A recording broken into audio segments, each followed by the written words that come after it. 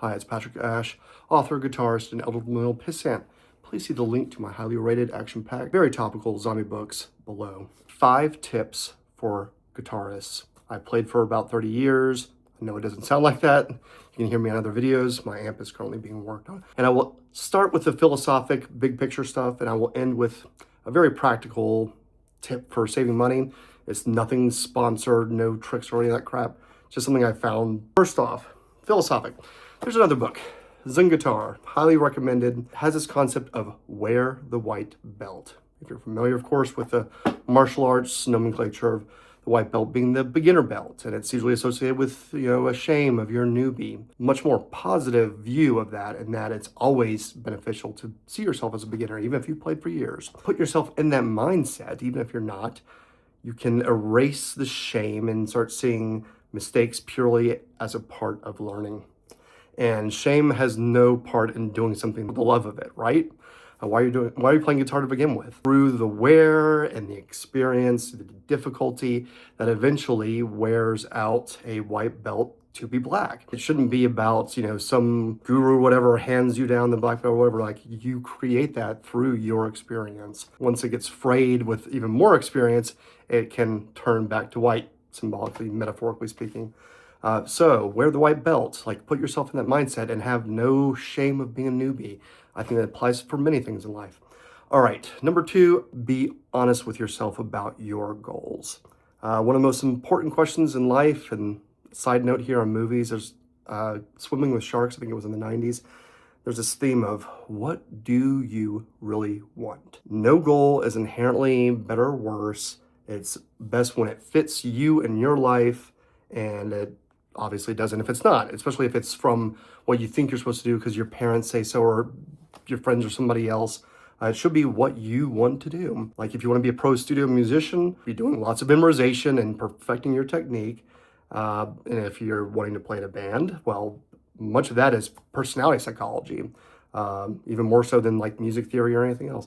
And for me, it's really about writing and playing the music that I want to hear. Coming up with a riff or refining a sound using effects or getting the right pickups, it feels like a godlike power. I have another book, a poetry book, where I wrote about lightning in my hands, and that's exactly how it feels to really come up with your sound and write riffs. You've heard of, in the working world, there's this SMART goals, and it's an acronym for specific, measurable, attainable, relevant, and time-bound. You want to think about what guitar means to you. Why do you want to play to begin with? Number 3, when it comes to getting better, consistency beats intensity. On practicing guitar or any other skill, do not follow what I refer to as ball swinging bullshit. And that's, even my heroes about this kind of stuff, where it's, the answer to everything is, practice 24, just all day, every day. You memorize every single chord and scale. You can perfectly play a song with, back to that A and SMART goals, you want it to be attainable for your goal. Again, if you want to be a studio musician, that's different than if you want to write your own songs, or if you're playing because you just enjoy playing it at home. That attainable also means you want realistic goals. In this day and age, it's different from the 60s or the 70s or the 80s, and I could go into econometrics to back this up, but we usually don't have hours of time by ourselves.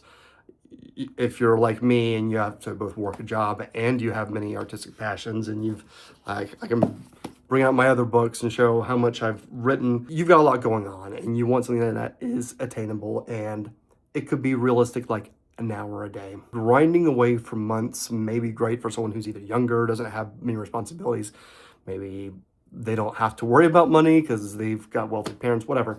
You probably don't need to be told this secret, which is why it always annoys me that many people on YouTube, or again, even some famous guitarists who are from previous generations, they'll pontificate about you just have to be hardcore and nonstop practice, and that's the formula that worked for them. And also beware of the anecdotal fallacy, which is basically if it worked for me, it works for you. No. In life, that's one person talking about their anecdotal experience. The tried and true formula is even what Paul McCartney has commented on what the 10,000 hour rule, which is all about intensity and deliberate practice. And he said, yeah, there were others. He kind of corrected I think it was Malcolm, what's his name? Malcolm, the outliers and like what makes, the elites. And that was one of them was like the 10,000 hours of deliberate practice. But McCartney kind of corrected him and was saying, yeah, the Beatles practiced that much, but there were other bands that practiced that much and they didn't have our success. More humble celebrities and guitarists and will say things like, yeah, we were fortunate that our hard luck paid off. It's a very important life lesson here that oftentimes success requires hard luck or hard work, but there is a luck component that people don't like to account for. And psychologically, successful people don't like to say like, yeah, I had a stroke of good luck, or I had a wealthy parent, or somebody else who bankrolled me. People like to think, oh, it's just because I worked so hard. It's like many other people did too. That there's a little bit of a rant there, but the 10,000 hour rule has been studied with meta-analyses, and it's got some evidence, but in short, it's overblown. There are many other factors. I think the regression analysis was like it explains about 21% of success in music. So anyway. I've published 4 books, and when I've been successful, I put in 2 hours a day. Like my last one, Wonder Queen Contingency, it was over the course of 7 months. I put in 2 hours a day. If you do that math, it comes out to 400 something. It's like a little less than 500 hours to go from a blank page to a paperback in my hand. Take of that what you will. Don't buy into like I've got to be practicing 12 hours a day. Like, yeah, if you're going to be an awesome studio musician or an excellent technical player, but that may or may not mean anything. And the arbitrary and capricious world in which we live, where you could just make a random fart video and get hundreds of thousands of views and millions of listens for a catchy little hook, and then nothing for your masterpiece. That's intensity by itself is not going to either make you exactly what you want to be or achieve your goals. You want that attainable piece. Okay, number 4, find the right guitar for you. When you start out, of course, you see like and there's something to be said for, what are your heroes playing? What inspires you to play? I found that as the years go on, you get a better sense of what you're looking for. I played an Ibanez RG for 15 years. This is the neck from that, and I've parted it out for this build and a few other things. And I've worn the frets down. If you probably look close enough, you can probably see those to the point that it would need to be refretted. And the thing is, I got to the point where I just didn't play it, mainly because it's too thin. I don't find it very comfortable. These other necks you see up here of Les Paul and even this aftermarket one and Yamaha, Pacifica, they're all thicker necks. And that's what I've found to be more comfortable in my hand because maybe for bigger hands that works. So I know Steve Vai and others love having super thin necks, but for me, I just don't find it very ergonomic. So I kind of avoid playing this guitar, and you can glance at the ones behind me and immediately I just look at them and I want to play them. It's a combination of, does it feel right? Does it look cool or interesting? Aesthetics, certainly not everything, but there's something to be said for if it just looks cool to you. I know a lot of people out there like neon guitars and other finishes that I would never, like sparkle finishes, I've never understood that appeal. Advice I would give anybody is if you have Guitar Center or any other brick or mortar store nearby, if they'll let you go and play as many guitars as you can. Phil McKnight of Know Your Gear says like it's something he calls the handshake, where like you basically just pick a guitar off the wall and pretty quickly you can get a feel of like, does this feel right? Pacifica, I wasn't even thinking anything of it. I played, I don't know, at least 20 guitars at the store that day. And that was the one I'm like, oh, that feels cool.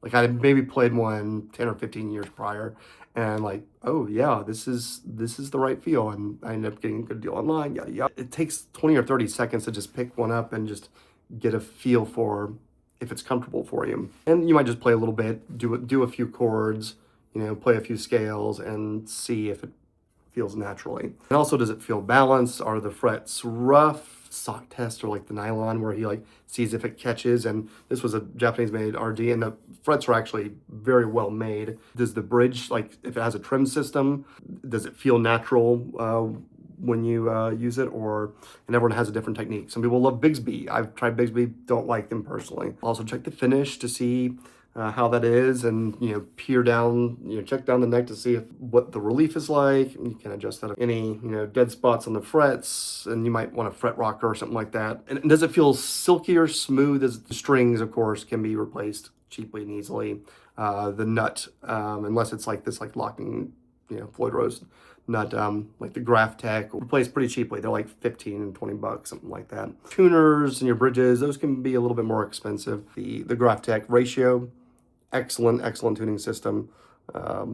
It's locking, and it's gear ratio turns, makes it super, not just easy string change, but tuning is just immaculate. And of course, bridges, there's you have your Floyd Rose, and you have like a Vega trim, but you want something that feels right to you. That's what's important. You can worry about the sound later when you get to effects and the right amp and the right pickups and all that. The advice for saving money on gear: if you've decided there is a certain guitar or pickup or amp or any other piece of gear that you want to get, go to Reverb, reverb.com, and find that, search for that item. And once you've got the results, you're like, okay, say there's 10 of them. Go ahead and hit the favorite, like the heart, hit the favorite for each of them, whatever the price is, okay? Because sellers will often, not always, maybe 2 or 3, maybe more, will often send you an offer that's below the listed price. And they do this because there's rules about, MSRP, like what's the lowest price that can be listed. Using this, like, you favorite it and they send you a deal as a way that they can get a sale and you can save money. It's just something that I found with Reverb. But I'll find that item, I'll like up all the listings, and 2 or 3 or 4 will send that $50 item maybe we'll sell to you for $40. Or if it's a $2,000 item, maybe they'll give you an offer for $1,800 and you talk them down to $1,600. That's one way I've found to save money buying gear on Reverb. That's what I recommend. Hope this has been helpful. Take care.